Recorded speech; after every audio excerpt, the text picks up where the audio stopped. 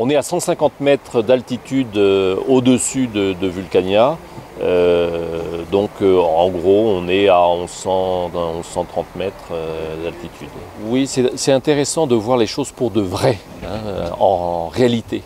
On peut parler de choses avec des films, avec des animations, avec des attractions et faire passer des messages. Mais il n'y a rien qui est plus convaincant pour l'homme que ses sens, et ses sens directs.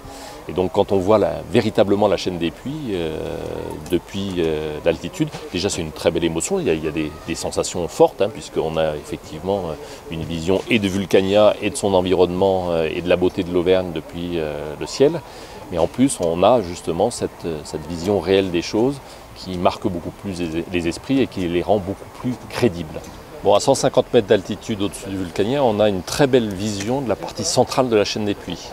Et non seulement la chaîne des Puys, mais son environnement, puisque les volcans sont récents, ils ont quelques milliers d'années, et ils sont posés sur un plateau granitique qui est le plateau des Dômes. Donc quand on regarde autour de nous, on voit effectivement ce plateau des Dômes, avec ses prairies et ses bois et ses vaches. Et puis on voit la chaîne des Puys dans la partie centrale, en allant du puy de Louchadière au nord, jusqu'au puy de Caume et au puy de Dôme vers le sud. Donc on voit bien cette succession de volcans juxtaposés les uns à côté des autres et qui est une très belle illustration de ce qu'est une chaîne volcanique, une chaîne de petits volcans. Alors, on ne voit pas que ça, puisque si on regarde un petit peu vers l'est, on a aussi une très belle vision sur la Limagne, sur la partie orientale de la Limagne, donc ce fossé d'effondrement dans lequel se situent les grandes villes du département du Puy-de-Dôme et de l'Auvergne, Clermont-Ferrand entre autres. On voit surtout sa marge orientale, complètement à l'est, avec l'escarpement oriental du côté de Thiers et avec les bois noirs et le Forez derrière.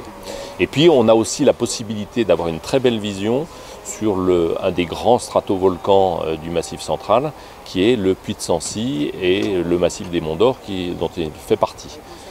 Puy de Sancy qui est derrière moi avec ses névés en ce moment, même si on est assez avancé en saison, il y a souvent de la neige très tard en saison, puisqu'il culmine à 1886 mètres au Sancy. Et on a cette belle vision, non pas d'un petit volcan monogénique comme ceux de la chaîne des Puys, mais d'un grand stratovolcan de très grande dimension.